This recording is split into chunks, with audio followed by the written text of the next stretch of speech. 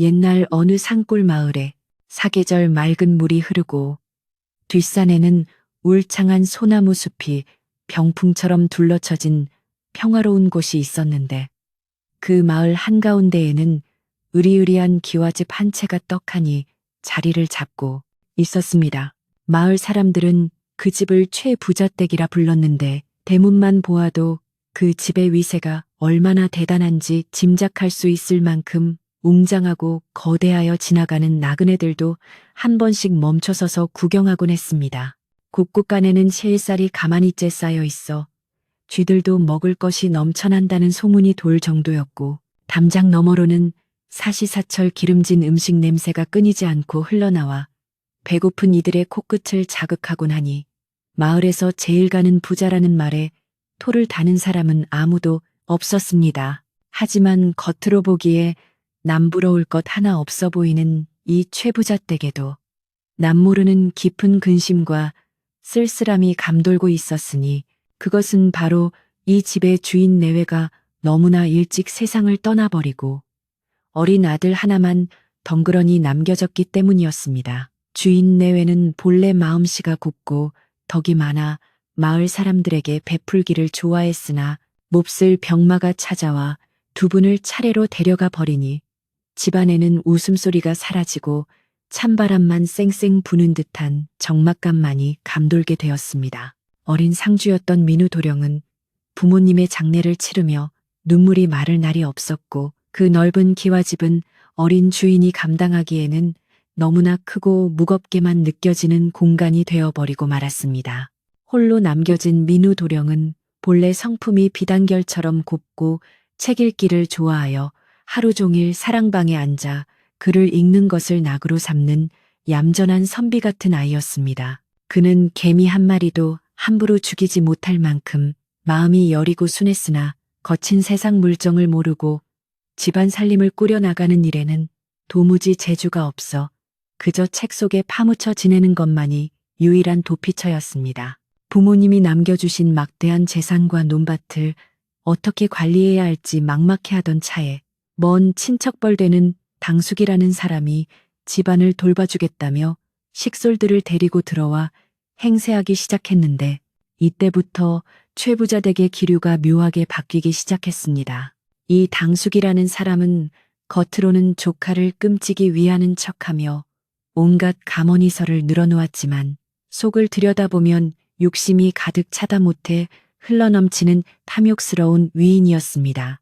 그는 어린 민우 도령이 세상 물정에 어둡고 사람을 의심할 줄 모르는 것을 기회로 삼아 집안의 곳간 열쇠를 슬그머니 자신의 허리춤에 차고는 마치 자신이 이 집의 진짜 주인인 양 거들먹거리기 시작했습니다. 하인들을 부릴 때에도 민우 도령의 허락을 구하기는커녕 자신의 기분 내키는 대로 호통을 치고 매질을 해대니 집안 사람들은 어린 주인보다 굴러들어온 당숙의 눈치를 보느라 숨조차 크게 쉬지 못하는 형편이 되었습니다. 세월이 흘러 민우 도령이 어느덧 장성하여 혼인을 해야 할 나이가 되었을 때 당숙의 머릿속은 복잡한 셈법으로 분주하게 돌아가기 시작했는데 그것은 바로 자신의 입지를 굳히기 위함이었습니다. 만약 민우 도령이 똑똑하고 야무진 처녀를 아내로 맞이하게 된다면 며느리가 안살림을 챙기면서 곳간 장부를 들춰볼 것이고 그렇게 되면 자신이 그동안 몰래 빼돌린 재산과 횡령한 곡식들이 만천하에 드러날 것이 불보듯 뻔한 일이었기 때문입니다. 당숙은 밤마다 사랑방 문을 걸어 잠그고 곰방대를 입에 문 채 어떻게 하면 멍청하고 다루기 쉬운 여자를 조카의 짝으로 맺어줄 수 있을지 궁리하며 음흉한 미소를 짓곤 했습니다. 그러던 어느 날 당숙은 옆마을 장터에서 주막을 하는 여주인으로부터 아주 솔깃한 이야기를 듣게 되었는데 그것은 산 너머 마을에 나이가 차도록 시집을 못 간 처녀가 하나 있다는 소식이었습니다. 소문에 의하면 그 처녀의 이름은 연화라고 하는데 얼굴은 그럭저럭 봐줄만 하지만 하는 행동이 어딘가 모자라고 엉뚱하여 동네 아이들의 놀림감이 되기 일쑤라는 것이었습니다. 길을 가다가 제 발에 걸려 넘어지는 것은 예사여 비가 오는 날에 마당에 멍하니 서서 웃고 있다거나 바느질을 시키면 옷감을 가위로 싹둑싹둑 잘라버린다는 둥 기가 막힌 일화들이 꼬리에 꼬리를 물고 이어지는 처녀였습니다. 당숙은 그 이야기를 듣자마자 무릎을 탁 치며 쾌재를 불렀으니 자신이 찾던 며느리감이 바로 그런 여자라고 확신했기 때문입니다. 그는 겉으로는 근심스러운 표정을 지으며 민우 도령에게 다가가 이제 너도 혼인하여 집안의 대를 이어야 하지 않겠느냐며 짐짓 점잖은 목소리로 운을 떼었습니다. 민우 도령은 숙부의 갑작스러운 혼인 이야기에 당황하여 얼굴을 붉혔으나 부모님이 안 계신 처지에 집안 어른인 숙부의 말씀을 거역할 용기가 없어 그저 고개만 푹 숙이고는 처분만을 기다리겠다는 뜻을 내비쳤습니다.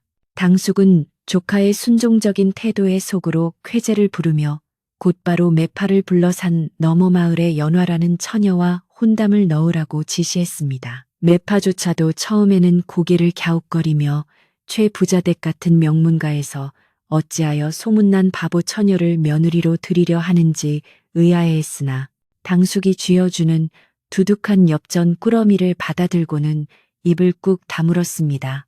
당숙은 매파에게 신신당부하기를 처녀의 집안이 가난하고 보잘것없어도 상관없으니 오직 그 처녀가 얼마나 순박하고 세상 물정을 모르는지에 대해서만 알아보라고 했습니다. 며칠 뒤 돌아온 매파는 당숙이 원하던 대답을 가져왔는데 연화 아가씨는 하루 종일 방 안에 갇혀 지내며 밥상 하나 제대로 차릴 줄 모르는 천치나 다름없다는 말이었습니다.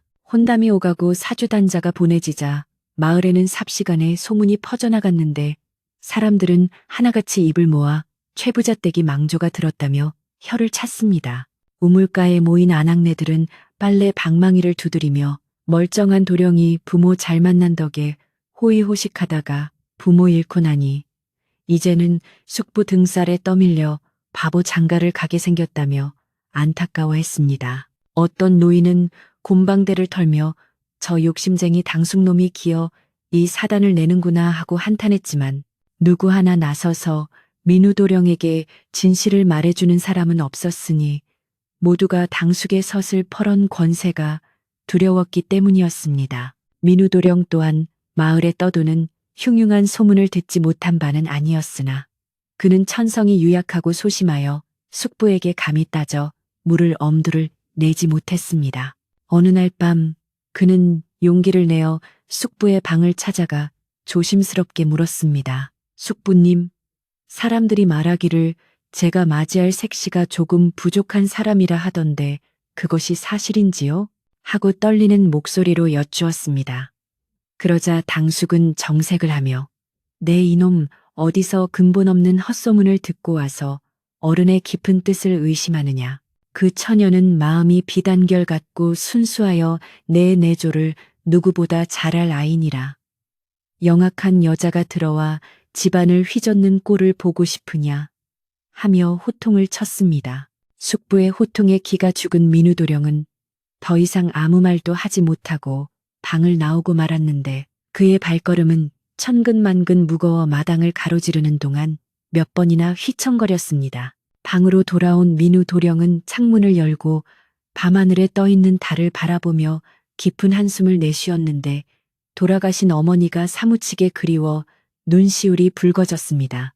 만약 어머니가 살아계셨다면 이런 터무니없는 혼사는 절대 허락하지 않으셨을 텐데 고아나 다름없는 자신의 처지가 너무나 처량하여 가슴 한구석이 뻥 뚫린 듯한 시리도록 아픈 기분을 느껴야만 했습니다. 한편 산 너머 마을의 연안의 집에서도 혼사 준비로 분주했는데 그 집 분위기 또한 사뭇 기이하여 일반적인 혼례 준비와는 달랐습니다.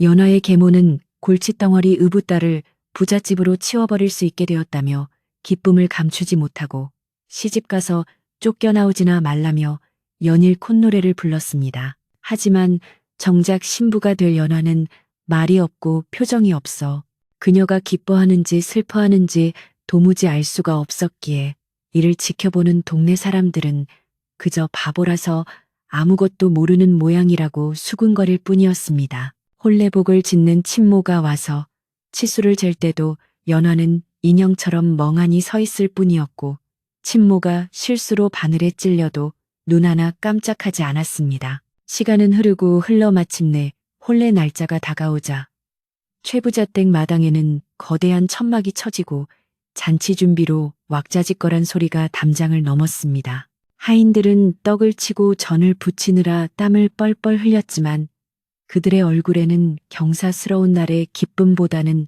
앞날에 대한 걱정이 더 짙게 드리워져 있었습니다. 주방에서 일하던 늙은 찬모는 아이고 우리 도령님 팔자가 어찌 이리 사나운고 저승에 계신 마님께서 보시면 통곡을 하실 노릇이여 하고 눈물을 훔쳤고 마당을 쓸던 머슴들도 빗자루질을 멈추고 땅이 꺼져라 한숨을 쉬었습니다. 민우 도령은 혼례복을 입고 거울 앞에 섰지만 거울 속에 비친 자신의 모습이 마치 도살장으로 끌려가는 소처럼 처연하게 느껴져 차마 똑바로 쳐다볼 수가 없었습니다. 화려한 비단 옷과 사무관대는 그의 창백한 얼굴과 대조되어 더욱 슬퍼 보였고 옷매무새를 만져주는 유모의 손길에서도 떨림이 전해져 왔습니다. 유모는 민우도령의 옷고름을 메어주며 작은 목소리로 속삭였습니다. 도령님, 부디 마음 굳게 먹으셔야 합니다. 누가 뭐라 해도 도령님은 이 집의 주인입니다. 색시가 부족하더라도 도령님이 잘 가르치고 보듬으면 될 것입니다. 유모의 말은 위로라기보다는 체념에 가까운 당부였습니다. 당숙은 새신랑보다 더 화려한 옷을 차려입고 손님들을 맞이하느라 정신이 없었는데 그의 입꼬리는 귀에 걸릴 듯 올라가 내려올 줄을 몰랐습니다. 찾아오는 하객들마다 경사났네, 경사났어 하며 인사를 건넸지만 그들 눈빛 속에는 묘한 호기심과 비웃음이 섞여 있음을 당숙은 알면서도 모른 척했습니다. 그는 오늘 밤이 지나고 나면 이제 이 집안에서 자신의 권력에 도전할 사람은 아무도 없게 될 것이라는 확신에 차서 독한 술을 연거푸 들이키면서도 취하는 줄을 몰랐습니다. 그의 머릿속에는 이미 바보 조카 며느리를 구석방에 처박아 두고 곡간을 제 마음대로 주무를 계획이 완벽하게 세워져 있었던 것입니다. 마을 어귀에서 신부의 가마가 들어오고 있다는 전갈이 오자 마당에 모인 하객들은 일제히 웅성거리며 대문 쪽으로 시선을 돌렸습니다. 풍물패가 꽹과리를 치고 장구를 두드리며 흥을 돋우려 애썼지만 사람들의 관심은 오로지 가마문이 열리고 나올 바보 신부의 모습에 쏠려 있었습니다. 아이들은 담장 위에 올라가 바보 각시 온다, 바보 각시 온다 하며 철없이 소리쳤고 어른들은 아이들을 나무라면서도 저마다 목을 길게 빼고 구경할 준비를 했습니다. 가마꾼들의 어기여차 하는 소리가 점점 가까워질수록 민우도령의 심장은 콩닥콩닥 뛰다 못해 터질 것만 같았습니다. 가마가 대문 안으로 들어서고 마당 한가운데에 멈춰서자 사방이 쥐 죽은 듯 조용해지며 긴장감이 감돌았습니다. 가마 문이 스르르 열리고 신부를 부축하는 수모의 손길을 따라 꽃신이 밖으로 나왔는데 그 순간 사람들은 숨을 멈추었습니다. 그런데 신부가 가마에서 내리기도 전에 신발 한 짝이 툭 하고 벗겨져 땅바닥에 뒹구는 것이 아니겠습니까? 하객들 사이에서는 저런 하는 탄식이 터져 나왔고 당숙은 부채로 입을 가리며 킬킬거리는 웃음을 참느라 어깨를 들썩였습니다. 시작부터 예사롭지 않은 바보 신부의 등장은 앞으로 벌어질 기막힌 소동의 서막을 알리는 신호탄과도 같았습니다. 민우도령은 벗겨진 신발을 멍하니 바라보다가 황급히 다가가 신발을 집어들어 신부의 발 앞에 놓아주었는데 그 순간 가마 안에 앉아있던 신부와 눈이 딱 마주쳤습니다. 신부는 연지 곤지를 찍은 얼굴로 민우도령을 빤히 쳐다보더니 고맙다는 인사를 하기는커녕 배고파 하고 엉뚱한 소리를 내뱉어 주변에 있던 사람들을 아연실색하게 만들었습니다. 그 목소리는 크지도 작지도 않았으나 조용한 마당에 쩌렁쩌렁하게 울려 퍼지는 듯했고 민우도령은 얼굴이 홍당무처럼 붉어져 쥐구멍이라도 찾고 싶은 심정이었습니다. 이 광경을 지켜보던 당숙은 속으로 그럼 그렇지 소문보다 더한 물건이 들어왔구나 하며 쾌재를 불렀고 이제 자신의 세상이 왔음을 의심치 않았습니다. 그는 짐짓 엄숙한 표정으로 하인들에게 소리쳐 어서 식을 진행하지 않고 무엇들 하느냐. 신부님이 시장하시다지 않느냐 하며 넉살을 부렸습니다. 마을 사람들은 킥킥거리며 웃음을 참지 못했고 혼례청은 순식간에 엄숙함이라고는 찾아볼 수 없는 난장판이 되어가고 있었습니다.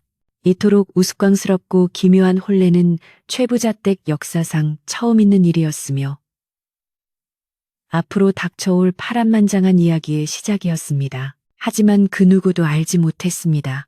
가마에서 내리며 엉뚱한 소리를 내뱉던 신부의 눈동자 깊은 곳에서 찰나의 순간 번뜩이는 예리한 빛이 스쳐 지나갔다는 사실을 말입니다. 그것은 마치 먹이를 노리는 매의 눈빛처럼 날카롭고 차가웠으나 순식간에 멍한 눈빛으로 되돌아갔기에 민우 도령조차도 자신이 헛것을 보았나 싶어 고개를 갸웃거릴 뿐이었습니다. 흙먼지 날리는 마당 한가운데에서 바보 신부와 유약한 신랑이 마주보고 선 채 그렇게 최부자댁의 운명을 가를 기묘한 혼례식은 왁자지껄한 소음 속에서 위태롭게 시작되고 있었습니다.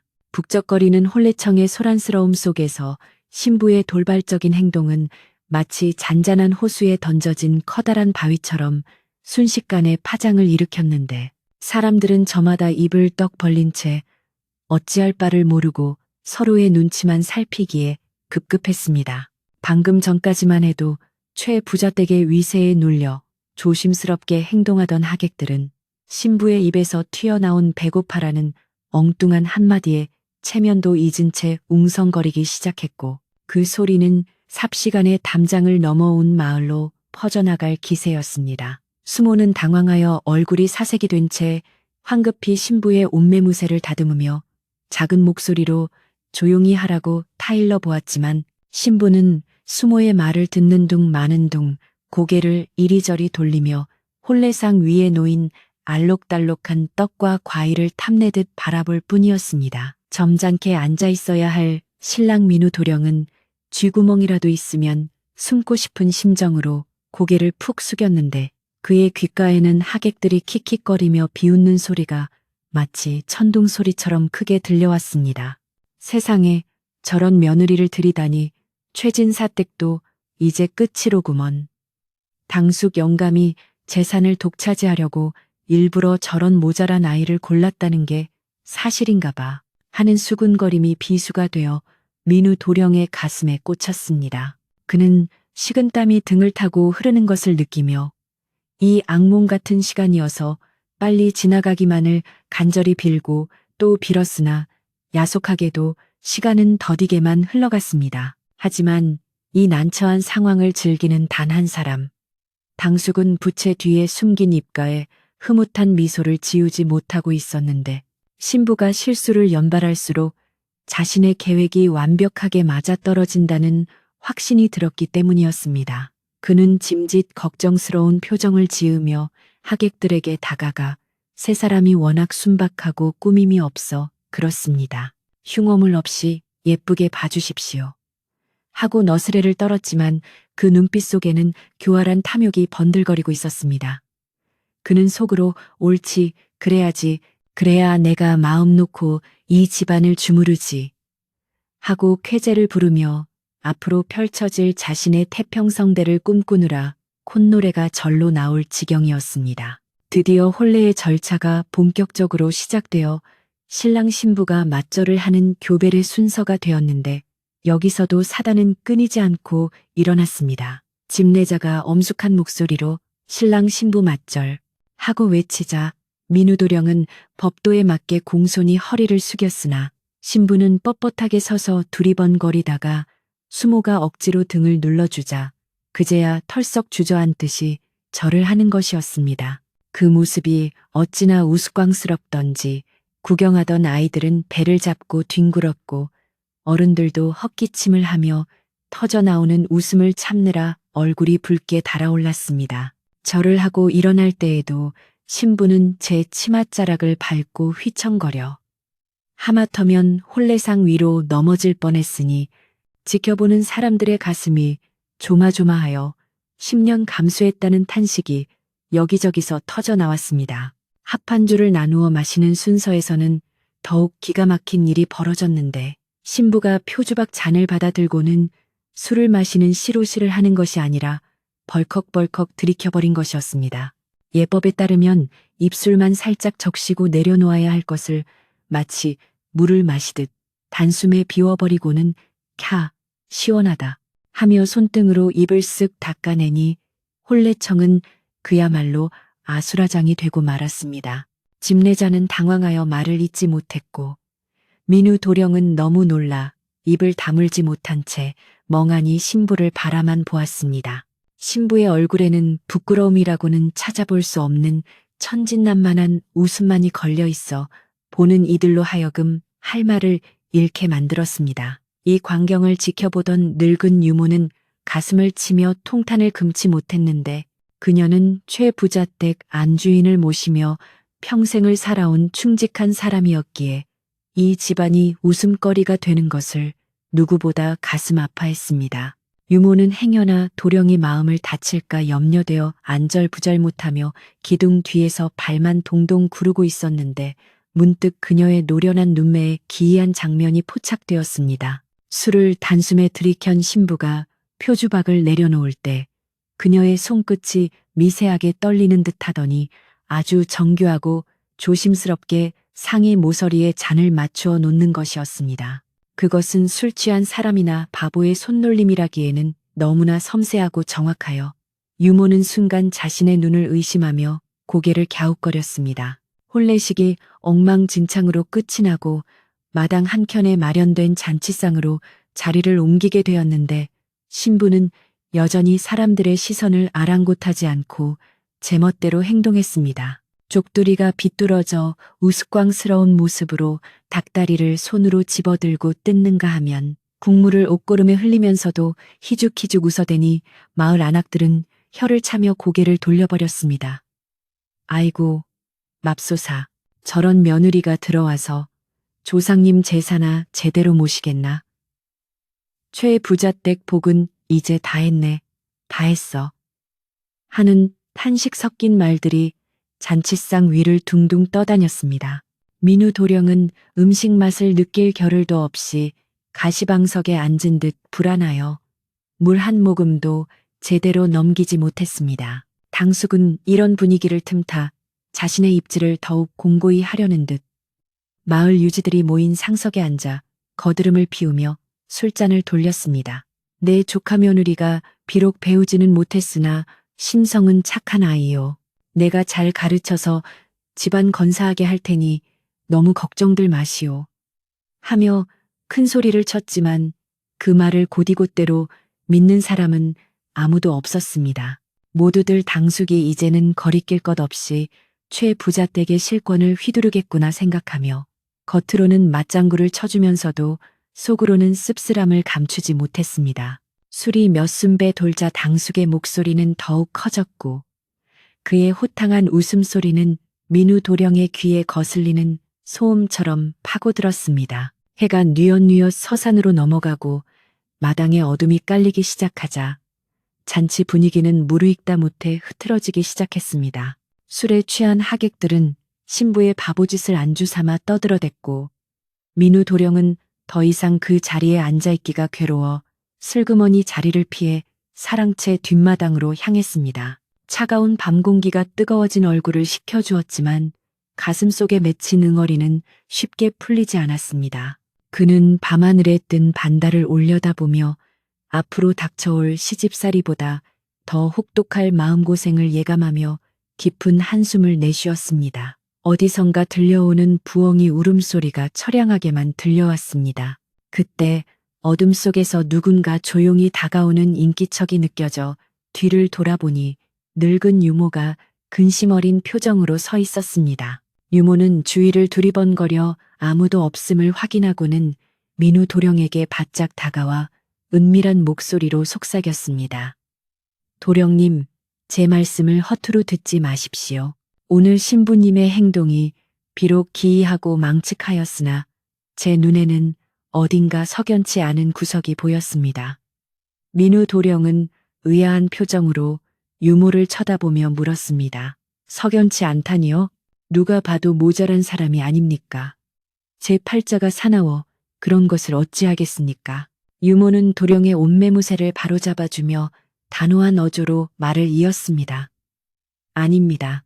바보란 본디 맺고 끊음이 불분명한 법인데 아까 합한주를 드실 때나 절을 하실 때 보면 묘하게도 실수를 하는 척하면서도 결정적인 순간에는 몸을 사리는 기색이 역력했습니다. 도령님, 부디 오늘 밤 신방에 드시거든 겉모습에 현혹되지 마시고 신부님의 눈빛을 똑바로 보셔야 합니다. 사람의 입은 거짓을 말해도 눈은 거짓을 말하지 못하는 법입니다.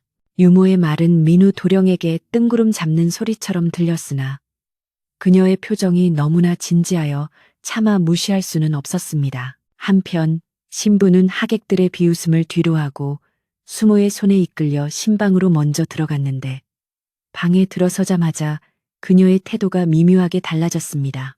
수모가 이부자리를 봐주고 나가려 하자 신부는 갑자기 문고리를 잡고는 엉엉 울기 시작했습니다.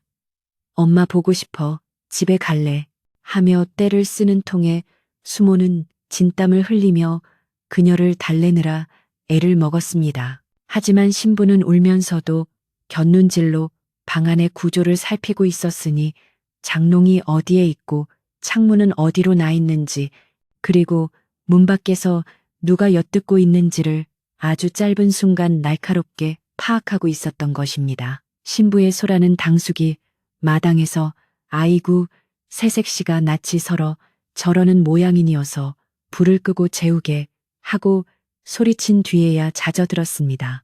당숙은 신부가 멍청하게 울고 불고 하는 꼴을 보니 더욱 안심이 되어 이제 모든 것이 끝났다고 생각하며 술잔을 높이 치켜들었습니다. 하객들도 하나둘씩 돌아가고 마당에는 술 냄새와 음식 냄새만이 진동하는 가운데 최 부잣댁의 밤은 깊어만 갔습니다. 하지만 그 소란스러운 침묵 속에는 폭풍 전야와도 같은 긴장감이 감돌고 있었으니 진짜 이야기는 이제부터 시작이라는 것을 아는 사람은 오직 밤바람뿐이었습니다. 마침내 민우 도령이 신방에 들 시간이 다가왔습니다. 그는 무거운 발걸음을 옮겨 신방 앞에 섰는데 문 너머로 들려오는 신부의 콧노래 소리가 기이하게 들렸습니다. 슬픈 곡조도 아니고 흥겨운 곡조도 아닌 알 수 없는 멜로디를 흥얼거리는 소리에 민우 도령은 다시 한번 머뭇거렸습니다. 문창호지에 비친 흔들리는 촛불 그림자가 마치 도깨비불처럼 일렁거려 그의 마음을 더욱 심란하게 만들었습니다. 그는 심호흡을 크게 한 번 하고는 떨리는 손으로 문고리를 잡았습니다. 이제 문을 열면 평생을 함께해야 할 바보 아내가 기다리고 있을 것이라는 사실이 그를 짓눌렀습니다. 문을 열고 들어서자 방 안에는 묘한 향기가 감돌고 있었는데 그것은 분냄새도 아니고 꽃내음도 아닌 맑고 시원한 솔향기 같은 것이었습니다. 신부는 구석에 웅크리고 앉아 등을 돌린 채 무언가를 만지작거리고 있었는데 인기척을 느끼고도 돌아보지 않았습니다. 민우 도령은 헛기침을 하며 들어왔소 하고 어색하게 말을 건넸지만 신부는 대답 대신 이거 봐 예쁘지 하며 손에 든 것을 불쑥 내밀었습니다. 그것은 낮에 홀레상에서 몰래 챙겨온 붉은 대추 한 알이었습니다. 민우 도령은 허탈한 웃음이 나오려는 것을 억지로 참으며 자리에 앉았습니다. 그때 신부의 손이 민우 도령의 옷소매를 덥석 잡았는데 그 악력이 생각보다 강하여 도령은 깜짝 놀랐습니다. 신부는 여전히 바보 같은 표정으로 희죽 웃으며 서방님, 우리 소꿉놀이 하자 라고 말했는데 그 눈동자가 촛불에 반사되어 번쩍이는 순간 민우 도령은 유모가 했던 말이 뇌리를 스치고 지나갔습니다. 눈빛을 똑바로 보셔야 합니다. 그는 홀린 듯이 신부의 눈을 들여다보려 했으나 신부는 금세 고개를 돌리고는 이불을 뒤집어 쓰고 펠르르 웃어댔습니다. 도대체 이 여인은 정말 바보인 것인지 아니면 바보인 척하는 것인지 민우 도령의 머릿속은 뒤죽박죽 엉망이 되어버렸습니다. 밖에서는 당숙이 하인들을 시켜 문단속을 철저히 하라고 지시하는 소리가 들려왔습니다. 오늘 밤은 쥐새끼 한 마리도 얼씬 못하게 하라. 도령과 색시가 오붓하게 지내도록 말이야. 그의 목소리에는 비릿한 욕망이 묻어 있었습니다. 당숙은 자신의 방으로 돌아가 비밀 금고를 열어보며 오늘 들어온 부조금과 예물들을 정리할 생각에 들떠 있었습니다.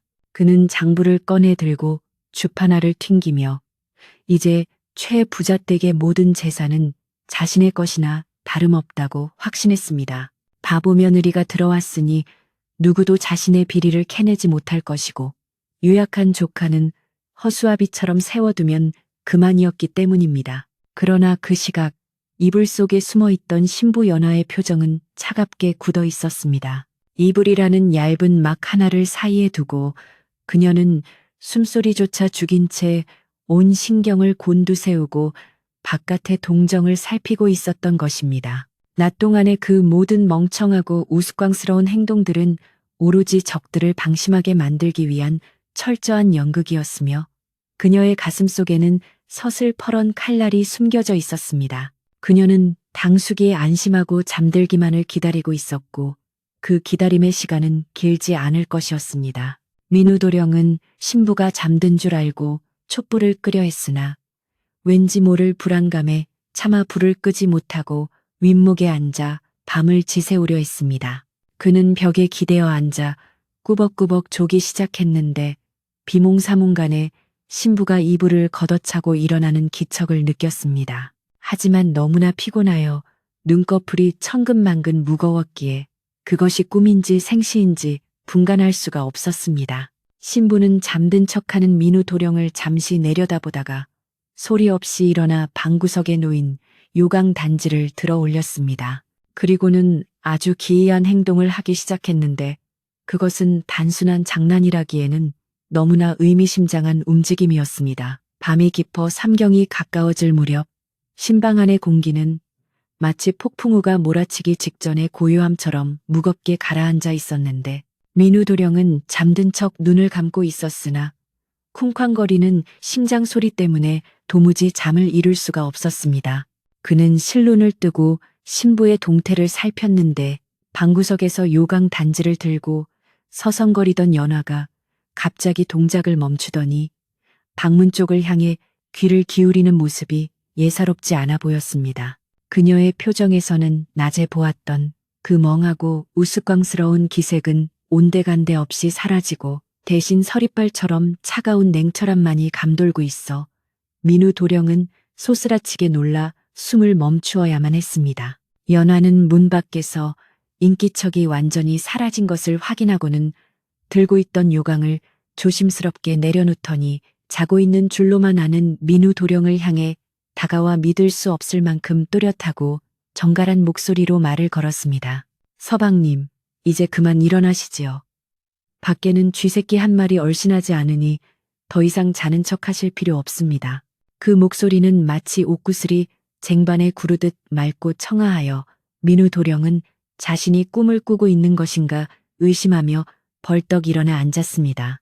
눈앞에 서 있는 여인은 낮에 보았던 그 바보 신부가 아니라 기품 있고 지혜로운 눈빛을 가진 전혀 다른 사람이 되어 있었기 때문입니다.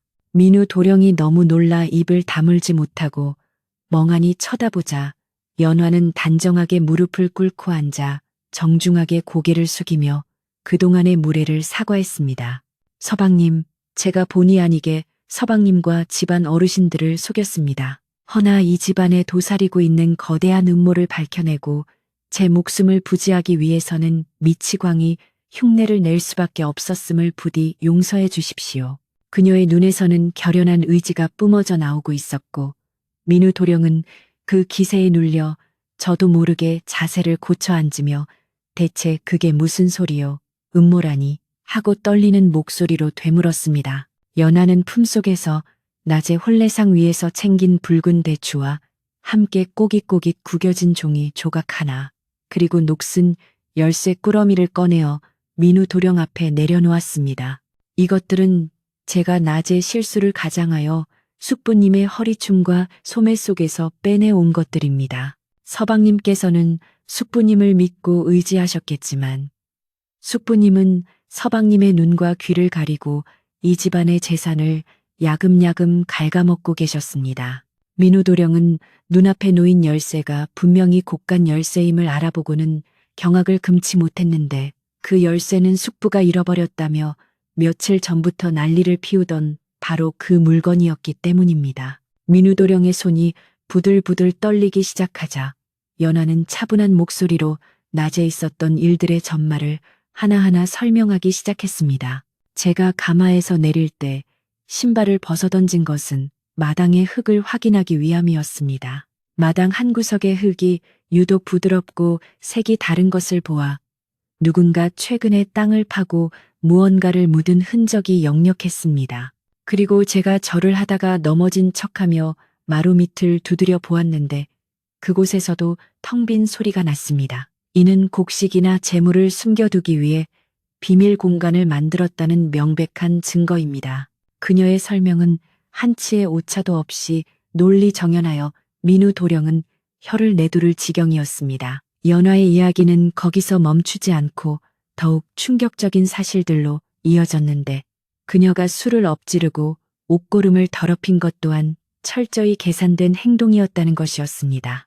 제가 합한주를 마시고 숙부님 쪽으로 비틀거린 것은 숙부님께서 품속에 감추고 계시던 장부를 확인하기 위해서였습니다. 그때 살짝 스치며 느낀 감촉과 종이의 바스락거리는 소리는 분명 이중 장부였습니다. 숙부님은 겉으로는 적자를 핑계대며 소장료를 올리고 하인들을 쥐어짰지만 실제로는 막대한 이득을 챙겨 따로 관리하고 계셨던 것입니다. 민우도령은 배신감에 치를 떨며 주먹을 불끈 쥐었습니다. 하지만 민우도령은 여전히 의구심을 완전히 떨치지 못한 채 하지만 어찌하여 그런 위험한 짓을 벌이면서까지 내게 시집을 왔소? 그저 도망칠 수도 있지 않았소? 하고 물었습니다. 그러자 연화의 눈빛이 잠시 슬픔으로 일렁거렸습니다. 저 또한 계모의 학대와 위협 속에서 살아남기 위해 바보 행세를 해왔습니다. 그러던 중 매파가 찾아와 이 댁의 사정을 이야기하는데 서방님의 처지가 저와 너무나 닮아 보였습니다. 악한 자들에게 둘러싸여 제 목소리를 내지 못하는 서방님을 돕는 것이 곧 저를 구하는 길이라 생각했습니다. 그녀의 진심 어린 고백에 민우도령의 가슴 한구석이 찡해져 왔습니다. 연하는 이제 지체할 시간이 없다며 민우도령의 손을 잡아 끌었는데 그녀의 손은 작지만 따뜻하고 강인한 힘이 느껴졌습니다. 서방님, 지금 당장 저와 함께 확인하러 가셔야 합니다. 내일 날이 밝으면 숙부님은 며느리가 바보라는 핑계를 대어 저를 내쫓거나 뒷방에 가두고 서방님을 더욱 고립시킬 것입니다. 오늘 밤 안에 움직일 수 없는 증거를 잡아 내일 아침 문안 인사 때 모든 것을 밝혀야 합니다. 민우도령은 잠시 망설였으나 아내의 확신에 찬 눈빛을 보고는 고개를 끄덕이며 자리에서 일어났습니다. 두 사람은 촛불을 끄고 어둠 속에 몸을 숨긴 채 고양이처럼 살금살금 문을 열고 밖으로 나갔습니다. 밤하늘에는 구름에 가려진 달빛이 희미하게 비치고 있었고 찬 바람이 불어와 나뭇가지를 흔드는 소리가 스산하게 들려왔습니다. 민우도령은 평생을 살아온 자신의 집이 오늘따라 낯설고 무섭게 느껴졌으나 앞장서서 걷는 연화의 뒷모습을 보며 용기를 냈습니다. 연화는 마치 제 집 안방을 드나들듯 망설임 없이 발걸음을 옮겨 낮에 눈여겨봐 두었던 마당 구석의 느티나무 아래로 향했습니다.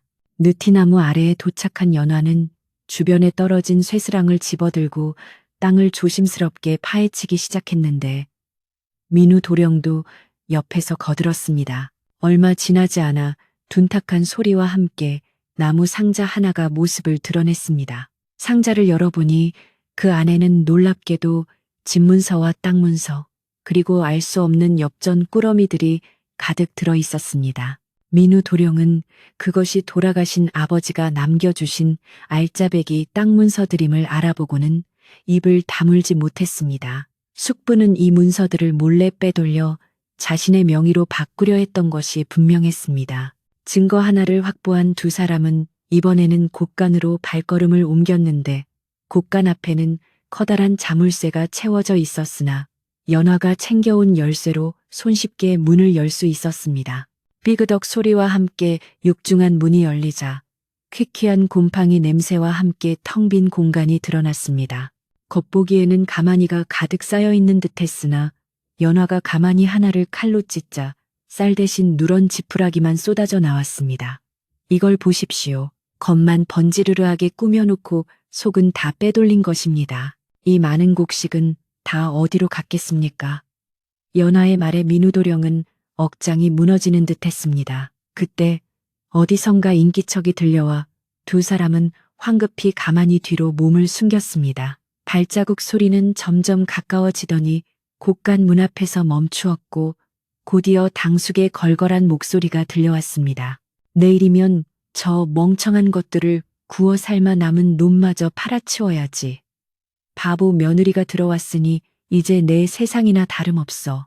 당숙은 술에 취해 혼잣말을 중얼거리며 비틀거리고 있었는데 그는 곳간 문이 살짝 열려 있는 것도 눈치채지 못할 만큼 만취한 상태였습니다. 민우 도령은 당숙의 뻔뻔한 독백을 듣고 분노가 치밀어 올라 당장이라도 뛰쳐나가고 싶었으나 연화가 그의 팔을 꽉 잡으며 고개를 저었습니다. 지금은 아닙니다. 서방님, 참으셔야 합니다. 지금 나가서 싸워봤자 술 취한 사람의 헛소리라고 발뺌하면 그만입니다. 내일 아침 집안의 모든 어르신들과 하인들이 모인 자리에서 명명백백하게 죄를 물어야 합니다. 연화의 침착한 만류에 민우도령은 거친 숨을 몰아쉬며 겨우 화를 가라앉혔습니다. 당숙이 볼일을 마치고 비틀거리며 사랑채로 사라지자 두 사람은 다시 조심스럽게 사랑채 뒤편으로 이동했습니다. 연화는 낮에 찢어진 창호지 틈으로 방안을 엿보았는데 당숙은 장롱 깊숙한 곳에서 또 다른 장부를 꺼내어 붓으로 무언가를 적고 있었습니다. 연화는 민우 도령에게 귓속말로 속삭였습니다. 저것입니다. 저 장부가 바로 숙부님의 모든 비리가 적힌 진짜 장부입니다.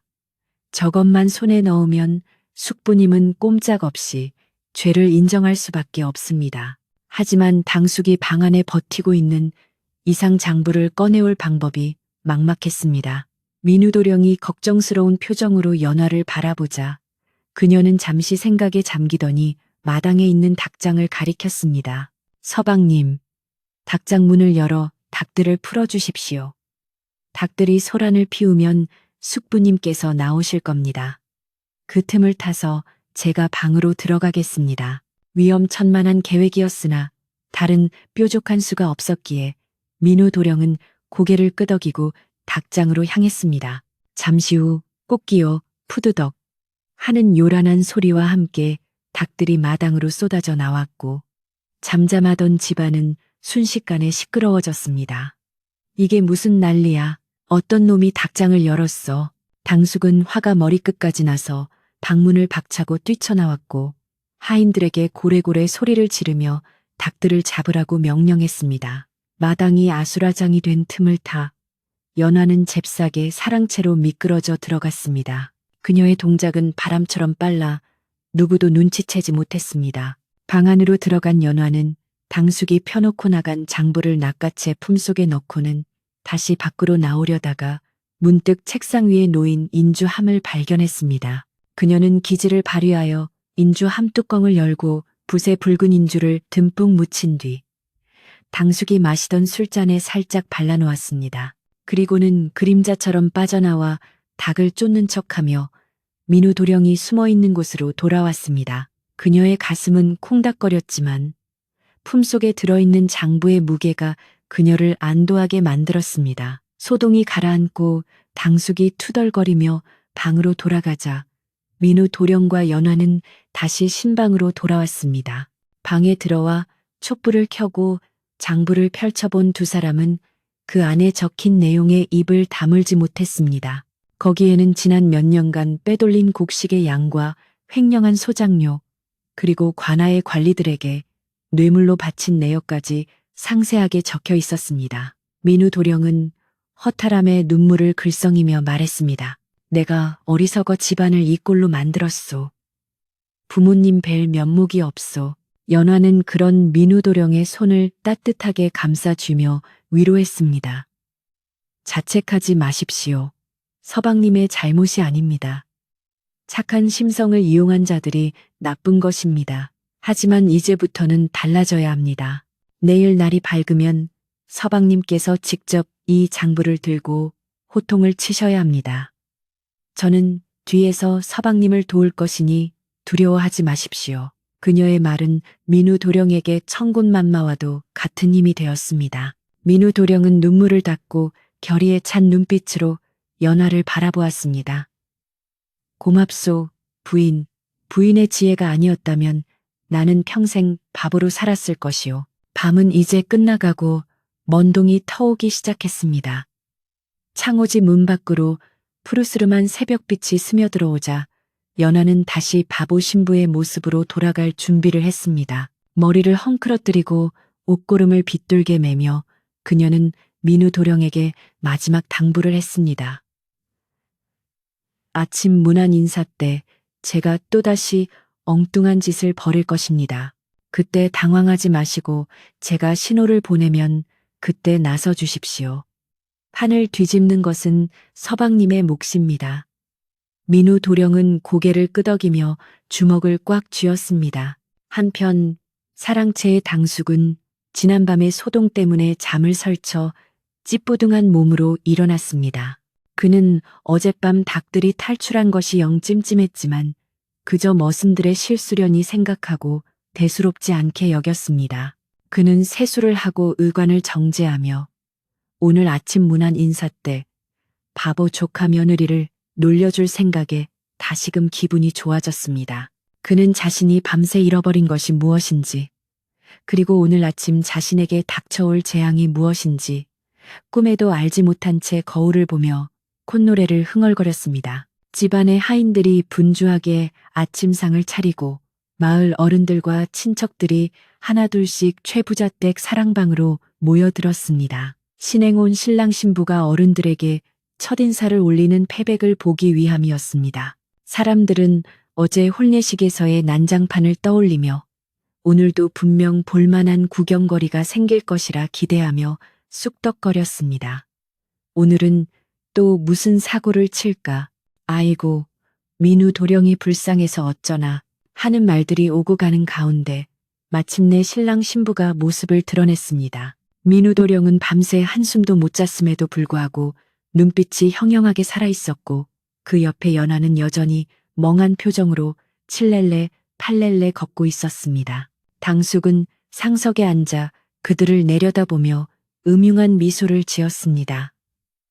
오냐, 어서들 오너라. 밤새 별거 없었느냐 하고 짐짓 점잖은 척 물었지만 그의 시선은 연화의 흐트러진 옷매무새를 훑으며 비웃고 있었습니다. 하지만 그는 알지 못했습니다. 연화의 옷소매 속에 서슬퍼런 장부가 숨겨져 있다는 사실과 민우 도령의 가슴 속에 뜨거운 불덩이가 타오르고 있다는 것을 말입니다. 이제 곧 최 부자댁의 마당에는 거대한 폭풍이 몰아칠 준비가 되어 있었습니다.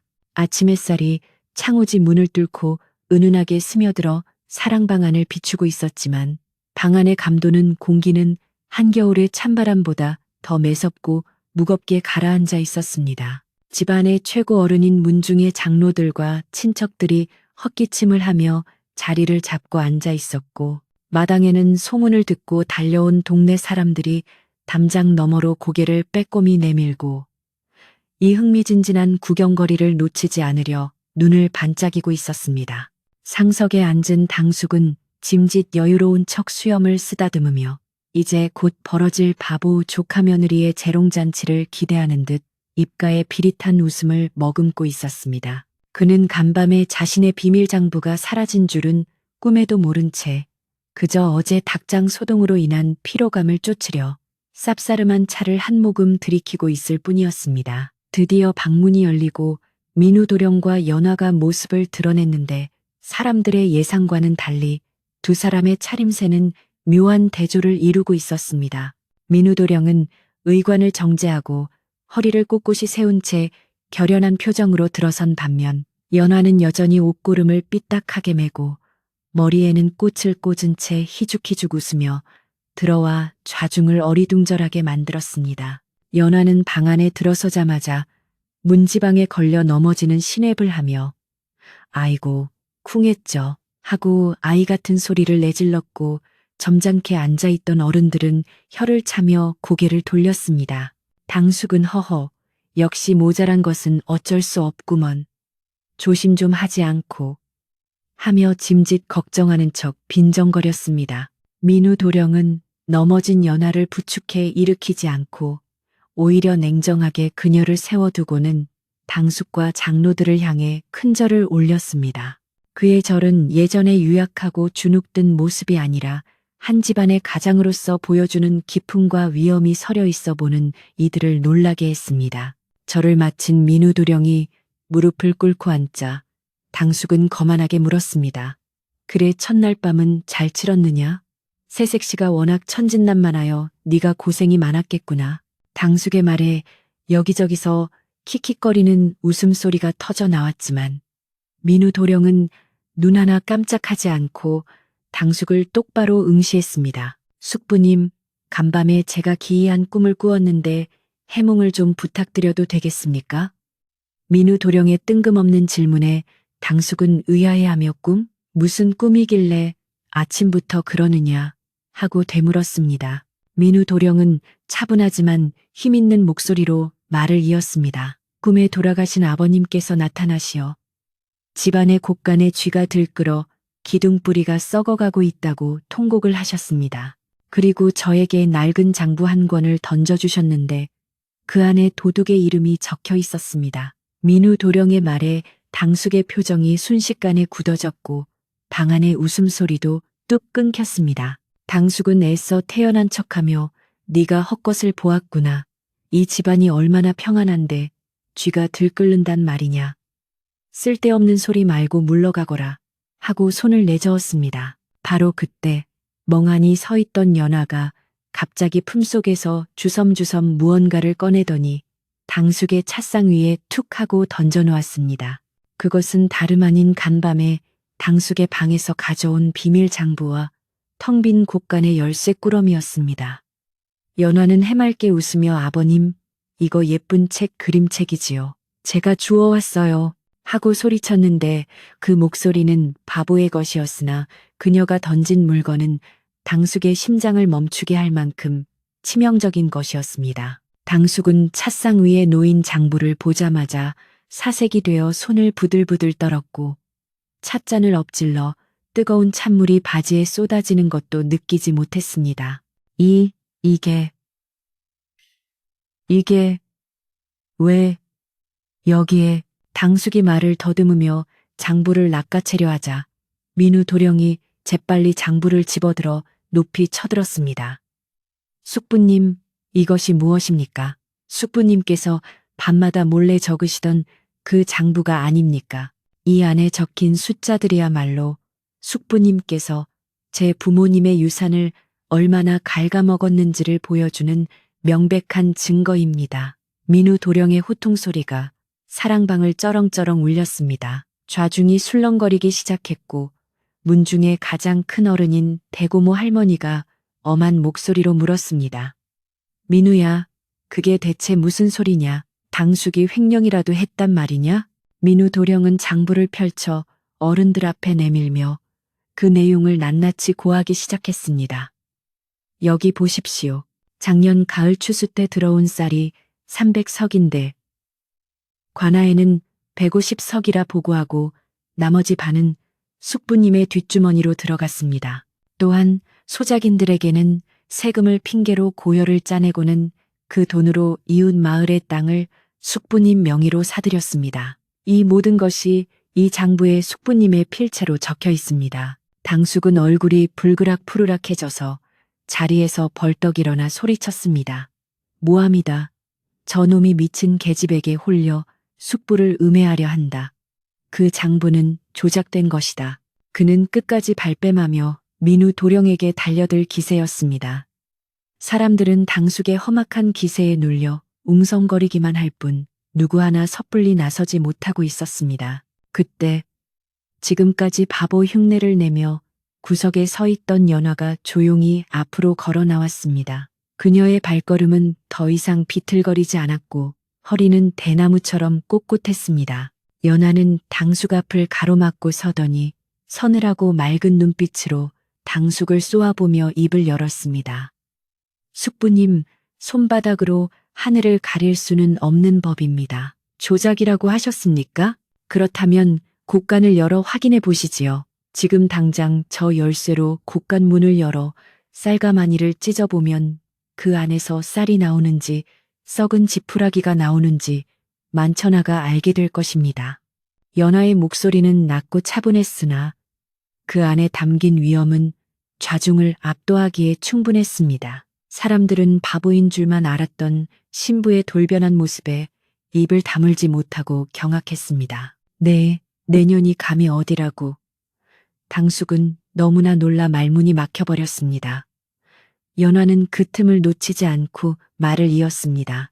저는 비록 배움이 짧은 여인네이나 도둑질이 나쁜 짓이라는 것은 압니다. 숙부님께서는 어린 조카의 외로움을 달래주기는커녕 그 유약함을 이용하여 늑대처럼 살점을 뜯어먹고 계셨습니다. 그것이 어찌 어른의 도리이며 일가 친척의 의리라 할 수 있겠습니까? 그녀의 논리 정연한 꾸짖음에 당숙은 뒷걸음질을 쳤고 지켜보던 어른들은 고개를 끄덕이며 수군거리기 시작했습니다. 저 색시가 바보가 아니었어. 말하는 것 좀 봐. 보통 내기가 아니구먼. 궁지에 몰린 당숙은 최후의 발악으로 하인들에게 소리쳤습니다. 여봐라. 저 미친년과 놈을 당장 끌어내라. 집안의 질서를 어지럽히는 불효 자식들이다. 하지만 하인들은 아무도 움직이지 않았습니다. 그들은 이미 오랫동안 당숙의 횡포에 시달려왔고 지금 민우도령과 연화가 보여주는 용기에 내심 감복하고 있었기 때문입니다. 오히려 마당 쇠돌이가 나서서 숙부 어르신, 저희도 곳간이 비어있는 건 진작부터 알고 있었습니다요. 더 이상 도령님을 괴롭히지 마십시오. 하며 용기 있게 한마디를 보탰습니다.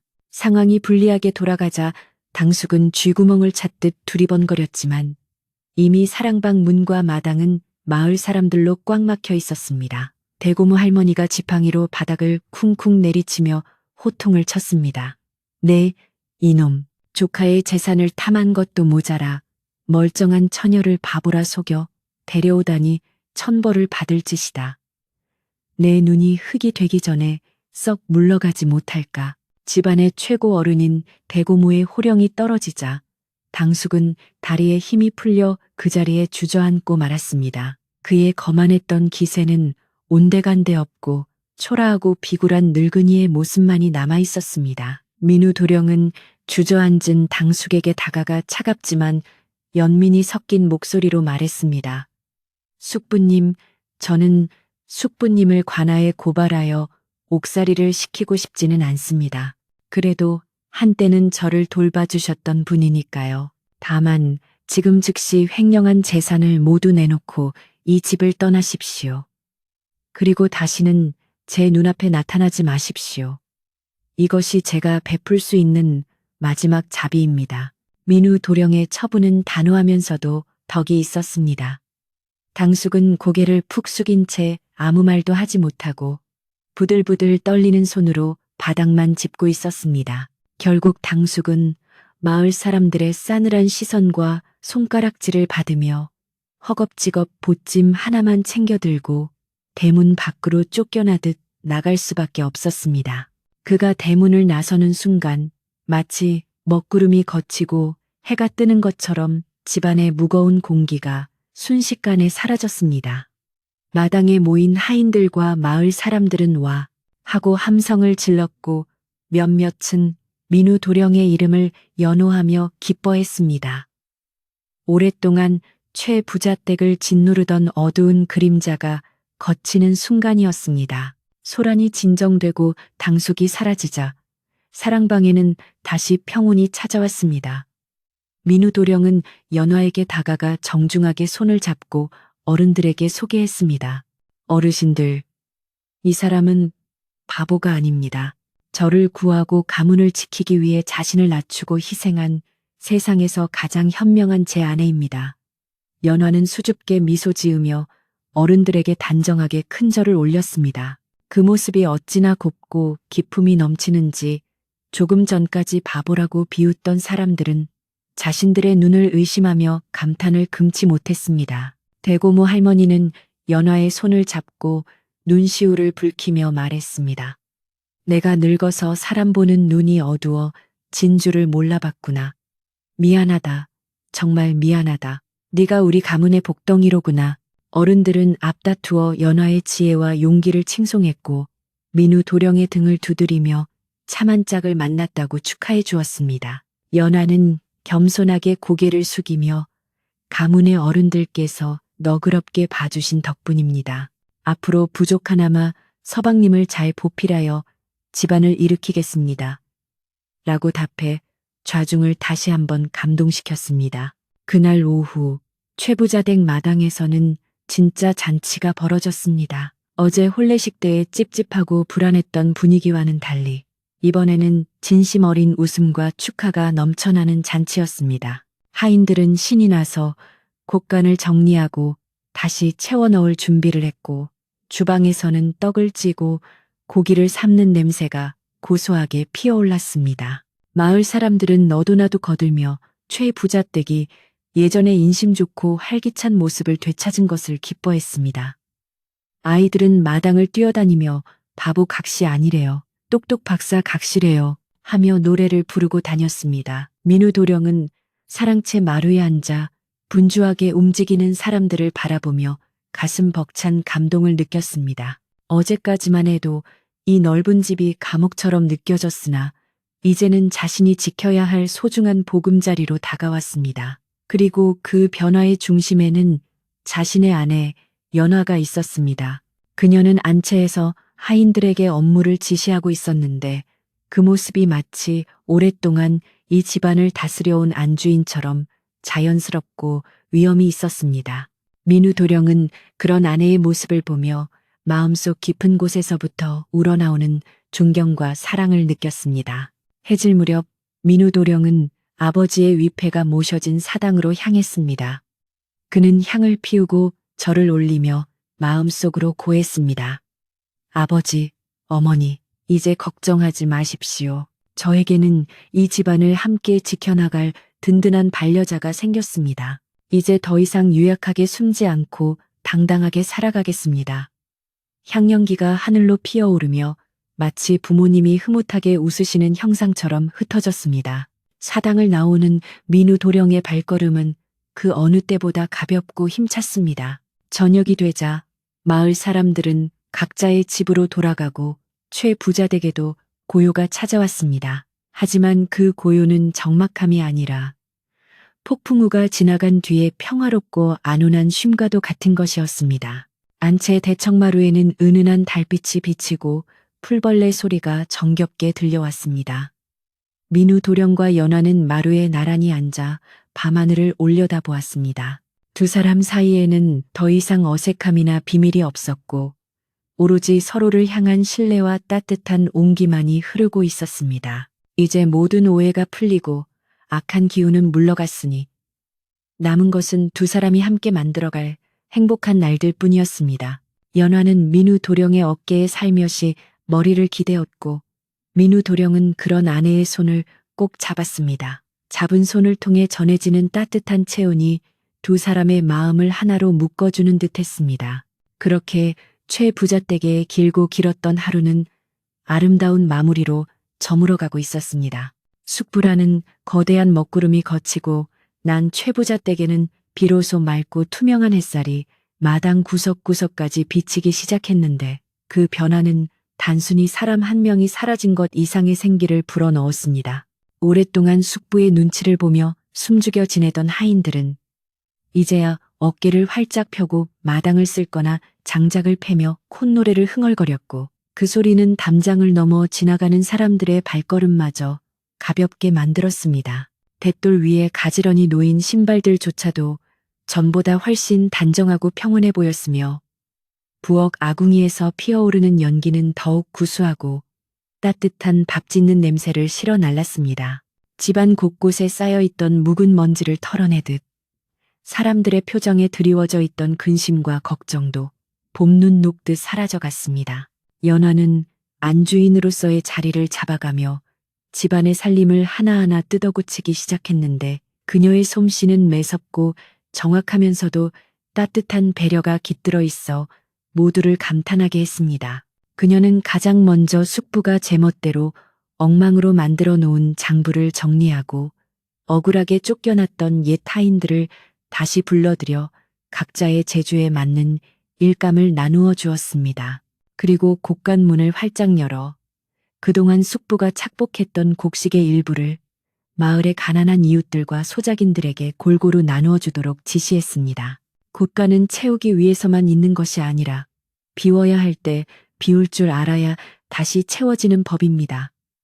라는 그녀의 말은 마을 사람들의 가슴을 울렸습니다. 민우 도령 또한 예전에 유약하고 세상 물정 모르던 도련님에서 벗어나 의젓하고 책임감 강한 가장으로 거듭나기 위해 부단히 노력했습니다.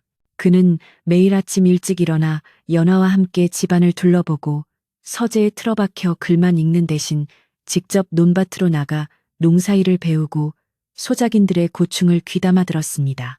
처음에는 흙투성이가 된 도령의 모습을 보고 어색해하던 농부들도 땀 흘려 일하며 진심으로 다가오는 그의 모습에 마음을 열고 농사 짓는 법을 하나하나 가르쳐 주었습니다.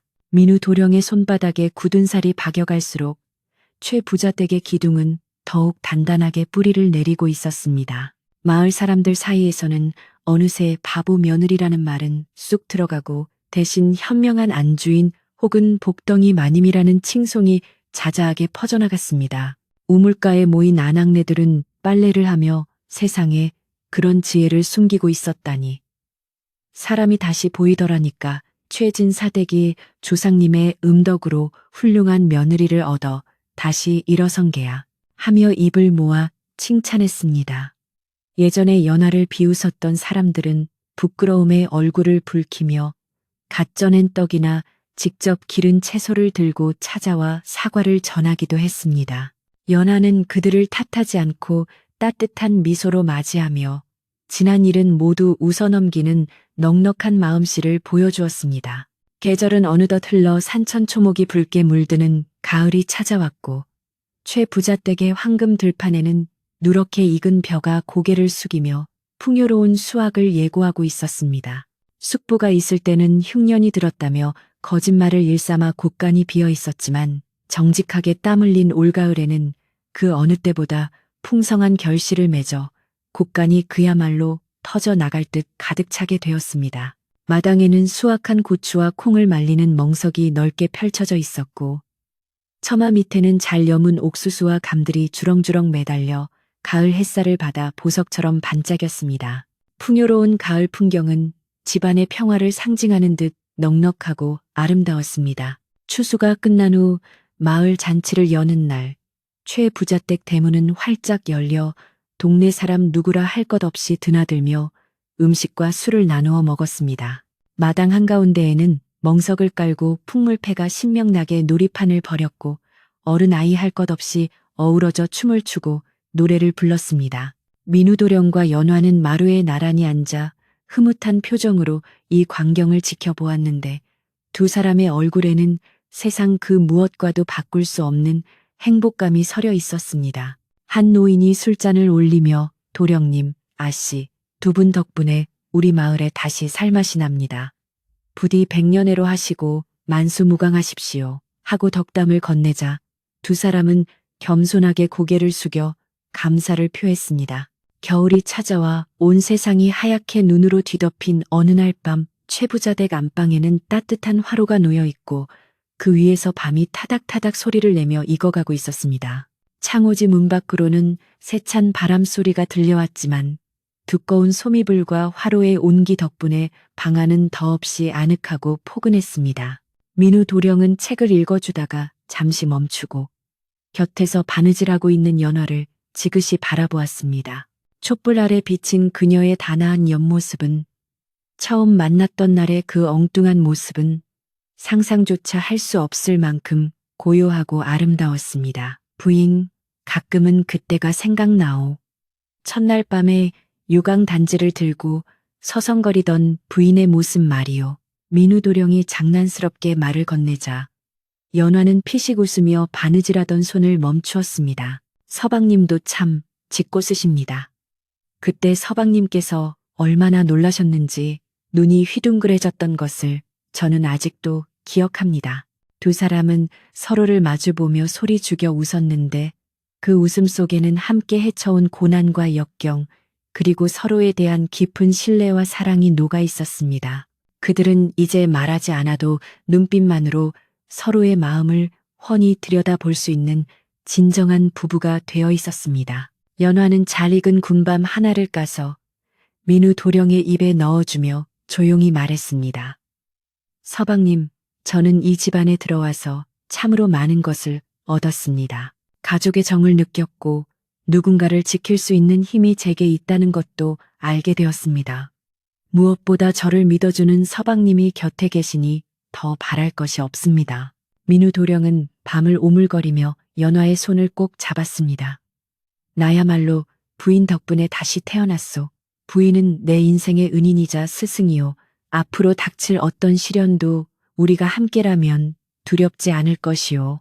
화로의 불꽃이 타오르며 두 사람의 그림자를 벽에 다정하게 수놓았습니다. 시간이 흘러 두 사람 사이에는 토끼 같은 자식들이 태어났고 최 부자댁은 아이들의 맑은 웃음소리로 더욱 활기가 넘치게 되었습니다. 아이들은 어머니의 지혜와 아버지의 선한 성품을 물려받아 반듯하게 자라났으며 마을 사람들의 사랑을 독차지했습니다. 연화는 아이들을 무릎에 앉히고 옛날 이야기를 들려주곤 했는데 가끔은 자신이 바보 흉내를 냈던 무용담을 들려주며 사람을 겉모습만 보고 판단해서는 안 된다는 교훈을 일러주기도 했습니다. 아이들은 눈을 반짝이며 어머니의 이야기에 귀를 기울였고 민우 도령은 곁에서 빙그레 웃으며 그 모습을 지켜보곤 했습니다. 민우 도령과 연화는 늙어서 머리가 팥뿌리가 될 때까지 서로를 아끼고 존중하며 평생을 해로했습니다. 그들은 자신들의 재산을 늘리는 데에만 급급하지 않고 흉년이 들면 곳간을 열어 구휼하고 마을에 서당을 지어 아이들을 가르치는 등 끊임없이 베풀며 살았습니다. 세월이 흘러 두 사람이 세상을 떠난 뒤에도 마을 사람들은 최 부자댁 앞을 지날 때마다 그들의 이야기를 나누며 그리워했습니다. 그때 그 바보인 척했던 지혜로운 안방마님과 마음 착한 최 부자 덕분에 우리가 이렇게 살게 되었지 하는 이야기는 전설처럼 대대로 전해져 내려오게 되었습니다. 어느 늦은 밤 최 부자 댁의 늙은 팽나무 아래에 앉아 밤하늘의 별을 바라보던 노부부의 모습이 떠오릅니다. 그들은 잡은 두 손을 놓지 않고 도란도란 이야기를 나누며 지나온 세월을 회상하고 다가올 날들을 축복했습니다. 바람이 불어와 나뭇잎을 흔들면 마치 그들의 속삭임이 바람을 타고 멀리 퍼져나가는 듯했습니다. 산골 마을의 밤은 깊어가고 집집마다 켜진 호롱불은 하나둘 꺼져가지만 최 부자댁에서 피어난 따뜻한 사랑과 지혜의 이야기는 사람들의 마음속에 영원히 꺼지지 않는 등불로 남아있을 것입니다. 이제 이야기는 끝을 맺고 밤은 고요히 깊었습니다. 산과 들이 잠들고 하늘의 별들도 졸린 눈을 비비며 깜빡이는 이 시간. 착하고 지혜로운 마음을 가진 여러분도 편안한 이불 속에서 고운 꿈 꾸시기를 바랍니다. 세상의 모든 근심과 걱정은 저 문 밖의 바람에 실어보내고 따뜻하고 행복한 기운만이 여러분의 잠자리를 포근하게 감싸줄 것입니다. 지혜로운 연화와 선한 민우 도령이 여러분의 꿈속에 찾아와 따뜻한 차 한 잔을 건넬지도 모를 일입니다. 부디 오늘 밤은 아무런 걱정 없이 깊고 편안한 잠에 드시기를 소망합니다.